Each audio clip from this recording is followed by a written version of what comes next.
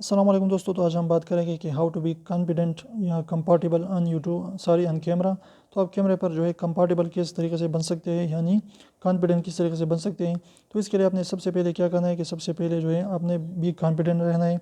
Confidence के साथ जो है अपने कैमरे की तरफ देखना है और अच्छी सी वीडियोज़ बनानी है। इसके बाद जो है आपने ड्रिंक वाटर पानी पीना है, इसके दरमियान में भी पीना है और आखिर में भी वीडियो के आपने पानी पीना है। तो इस तरीके से आप अच्छी सी वीडियो बना पाएंगे। इसके बाद जो है बी हैप्पी यानी खुशहाल होकर वीडियो बनाना है। तो ये भी सिंपल सा ट्रिक है, इससे भी आप कुछ कर सकते हैं। इसके बाद जो है आप एक्सरसाइज भी कर सकते हैं, सुबह सवेरे जो है डू एक्सरसाइज। तो इस तरीके से आप जो है कॉन्फिडेंट रहेंगे और आप जो है फ्रेश रहेंगे। इस तरीके से तो आप अच्छे वीडियोस बना पाएंगे।